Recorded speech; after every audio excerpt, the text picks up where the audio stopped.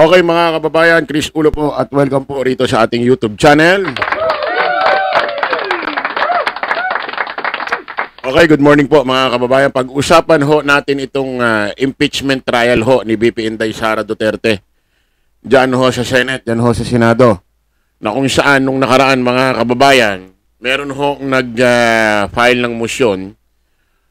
Diyan sa Supreme Court na kung saan atasan ho ng korte ito hong impeachment trial ni VP Inday Sara Duterte na naka-floating ho dyan. Hindi pa ho nagagalaw, hindi pa ho ginagalaw. According ho dito kay Senador Villanueva, nung nakaraan lamang, tatalakayin ho nila to, sisimulan ho nilang talakayin, gawin pagdinig dito ho sa impeachment trial ni VP Inday Sara Duterte, after na ho ng election, halalan, June 2, 3 p.m. 2025. Makalipas 1-2 araw ho, according naman ho rito kay Senador at Senate President Chis Escudero, after na raw ho ng SONA ni Pangulong Bongbong sa Hulyo. Hindi pa alam kung after ng SONA, Hulyo din, or August na. Pa-bare-months na, mga kababayan. Ano pa lang ngayon? February pa lang. So, March, April, May, June, July. July daw kasi ang SONA ni Pangulong Bongbong hindi pa alam kung July din sisimulan or August na nga. Ba't di na nga lang sabi ko, ba't di na lang gawin December bago mag-Christmas para masaya, di ba? Ngayon, nung may nag-file, nakalimutan ko lang ho ang name niya. Nung may nag-file ng motion dito sa Supreme Court, dito sa Supreme Court, na utusan ng Supreme Court, ng Korte Suprema, itong Senado, talakayin na. Pag-usapan ng impeachment trial ni VP Inday Sara, pinag-usapan ho nila yan nung Martes, kahapon, mga kababayan. Kahapon din, after nilang mag-usap, itong mga hukom dyan sa Supreme Court, naglabas na ho ng desisyon. Pinasasagot ho itong Senado. Pakinggan natin ha. Flash Report! Supreme Court pinagkokomento ang Senado sa petisyon para maaksyonan na ang impeachment complaint laban kay VP Sara Duterte. Alamin natin ang detalye. Nagbabalita at nagseserbisyo mula sa Supreme Court si Steve Ras. Steve, anong detalye? Siyang pinagkokomento na ng hindi lalagpas ng 10 araw ang Senado kaugnay ng inihaing petisyon na humihiling na aksyonan ng impeachment complaint laban kay Vice President Sara Duterte. Ito ay kasunod ng petisyon para sa writ of mandamus na inihain ni Attorney Catalino Enerillo Jr. sa Korte Suprema na humihiling na mag-convene na ang Senado bilang impeachment court upang Ayun, si Attorney Catalino pala yung nag-hain ng motion sa Supreme Court na yung Supreme Court sana utusan na raw yung Senado, talakayin na yung impeachment trial ni VP Inday Sara Duterte, Attorney Catalino. Ang impeachment trial laban sa pangalawang Pangulo. Abangan ng detalye maya-maya lamang sa headlines sa hapon. Sa serbisyo mo sa Supreme Court, Steve Raz para sa Teleradyo Serbisyo at Radyo 630. Ayan ho, mga kababayan. Inuutusan ho ng Supreme Court ng Senado na sumagot na sa loob ng 10 araw. Para matalakay na ho yung impeachment trial ni VP Inday Sara Duterte. So, ibig sabihin, kinakatigan ho ito ng Supreme Court na talakayin na, pag-usapan na ho, itong impeachment trial ni VP Inday Sara Duterte. Kaso ito, mga kababayan, bukod ho sa inuutusan na ng Korte Suprema na sumagot ang Senado sa loob ng 10 araw about sa impeachment trial ni VP Inday Sara Duterte, hindi lang pala yung Attorney Catalino ang gumagawa ng hakbang para ho dinggin na ng Senado ang impeachment trial ni VP Inday Sara Duterte. Hindi lang pala yung Attorney Catalino. Mismong ito pala si Coco Pimentel. Nako, kilala nyo naman ito si Coco Pimentel, di ba? Dating PDP ito di ba? Dati sinusuportahan lang ni Digong ang PDP, ngayon kinuha na nila. Ha? Ganyan ang diskarte ni Digong. Ha? Yung mga original na PDP nawala. Oh. Ito mga kababayan, nako. Ultimo ito si Senador Coco Pimentel ay sumulat na dito ho sa kanilang presidente, Senate President na si Senador Chis Escudero na kung saan talakayin na nila. Oh. Mismong kapwa senador niya na ang nananawagan. Ako mukhang maiipit dito si Chis Escudero ah. Ha? Kasi ako nga naniniwala ako ah. Ito ah, opinion ko to ah. Naniniwala ako bilang Senate President si Chis Escudero. Gusto na rin naman niya. Naniniwala ako puso't damdamin niya eh. Puso't damdamin isip niya gusto niya nang simulan ito eh. Kaso hindi nga niya po pwede ipahalata eh. Hindi nga po pwede, hindi nga bagay sa kanyang parang kinikilig siya or nasasabik or excited siya or hindi niya pwede pakitang ganun eh. Kasi nga medyo alanganin sa kanya kung ipapakita niya yung ganung karakter. Bakit? Kasi nga Senate President siya. Kapag Senate President siya, sa lahat ng kanyang mga bibitawang opinion, pahayag, especially sa mga reporter, mainstream media, kinakailangan lahat ng kanyang ipapakitang karakter, opinion, pahayag. Kailangan, pag pinakinggan mo yung tono ng pananalita niya, gitna siya sa usaping ito. At hindi siya po pwedeng mapapakinggan ng kanyang opinion na parang sabik na sabik siya na ma-topic ng impeachment trial ni BP Inday Sara Duterte. Bakit? Kasi nga, kapag si BP Inday Sara Duterte, mga kababayan, mga ka-analyze, na-impeachment trial, nawala sa pwesto, po pwedeng siya nga ang pumalit. Po pwedeng siya ang pumalit kasi siya ang Senate President.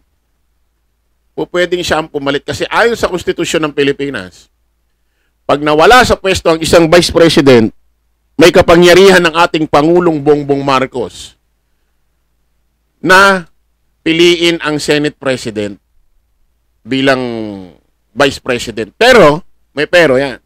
Pagbobotohan pa yan. Parang, di ba yung Senate President, si Chis Escudero, di ba nagkabotohan yan? Bago siya naging Senate President, bago napatalisik si dating Senate President Zubiri. Ganon din yan. Pag pinili ni Pangulong Bongbong si Senate President Chis Escudero bilang Vice President, pagbobotohan yan. Ang alam ko, ang natatandaan ko, si Jinggoy Estrada ang nagrekomenda bilang maging Senate President ng Senado bago mapatalisik itong si Senador Chis Escudero na dating Senate President. O kita nyo nga naman, kung mapapakita, kung maririnig natin ang mga pahayag ni Chis Escudero sa mga mainstream media reporter na para bang excited siya, sabik na sabik, nagmamadaling ma-impeachment trial si BP Inday Sara para mawala sa pwesto at possible na siya na ang pumalit. Hindi maganda. Hindi maganda. Siguradong re-resbakan siya ng kabilang kampo ng mga DD shit eh.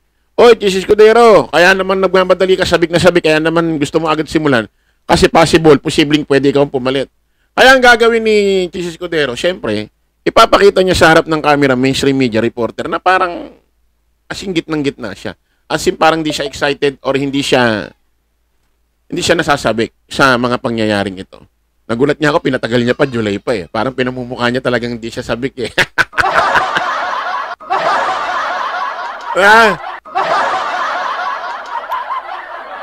Talagang gusto niyang iparamdam sa atin na hindi naman ako excited yan. Hindi ako interesado sa posisyon na yan. Gawin nyo nga ang July, patagalin niyo pa. Parang ganun eh. Pero, ako naniniwala ka na alam ni Chis Escudero, kahit sabihin niyang July, August, September, October, November, December, alam niya sa sarili niya, bilang Senate President at veterano na rin sa politikang ito, hindi mangyayari ang ganyang katagal. Napaka-imposible.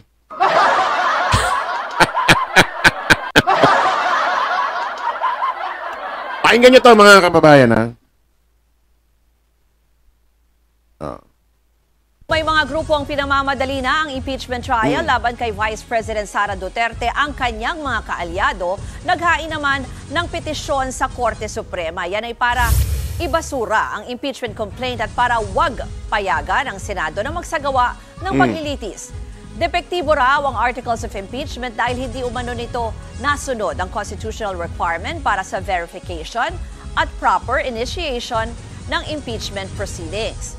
Naniniwala rin silang political persecution ang impeachment sa bise para mapigilan siya sa pagtakbo sa 2028 presidential elections. Samantala sa Senado, pinaaksyonan na ni Senator Coco Pimentel ang reklamong impeachment laban kay Vice President Sara Duterte. Sa kanyang sulat kay Senate President Chis Escudero, giniit ni Pimentel na alinsunod sa konstitusyon tungkulin ng Senado na aksyonan ang impeachment nang hindi ito nade-delay. Binigyang diin niya ang Article 11, Section 3, Paragraph 4 kung saan dapat isunod agad ang paglilitis ng Senado kung ang Kamara ay nakakuha ng sapat na lagda para sa impeachment. Una nang sinabi ni Escudero na sa Hulyo pa o pagkatapos ng State of the Nation address ni Pangulong Marcos, masisimula ng impeachment trial. Bigay tayo opinion doon. Hindi kasi po hindi po pwedeng mismong gagawa ng press conference itong si Senate President Chis Escudero na sige, ako na mismo ang magsisimula, mag-uutos. Kasi may kapangyarihan din siya bilang Senate President. Ako na. Sige, sisimulan na. Hindi po pwede. Hindi talaga pwede. Maiipit siya sa sitwasyon Senate President Magkakakulay kasi nga sabi ko sa inyo po, pwedeng siya na ang pumalit bilang Vice President kay BP Inday Sara So, kinakailangan i-formality ito. Kailangan formality ito. Para bang ganito, halimbawa lang to Halimbawa lang. Halimbawa lang ito, hindi ko sinasabing nangyari ito. Nasa loob ng kwarto si Coco Pimentel sa Senado, nagkakape sa isang kwarto. Dalawa lang sila, walang iba. Halimbawa lang, nag-uusap yung dalawa. Senador Coco, isimulan na ba natin yung Hindi natin pwede simulan nang hindi binabalita Hindi naman po pwedeng ako gumawa, Senador Coco Pimentel, ng biglang pahayag na sisimulan pangit Ako, Senate President ako Alam mo naman po pwedeng ako pumalit kay BP Inday Sara, magkakakulay. Baka sabihin, excited akong mawala si BP Inday Sara dahil alam kong po pwedeng ako nang pumalit. Kinakailangan, meron munang magbalita na may sumulat nagre-request na kapwa natin senador. Kasi siyempre, ibabalita yan ayan na nga, pinupormal na ni Coco Pimentel.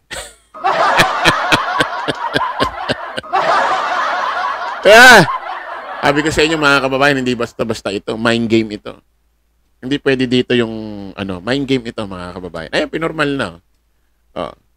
Sa tingin nyo, bilang political analyst, tingin nyo, hindi alam ni Chis Escudero na gagawin ito ni Coco Pimentel?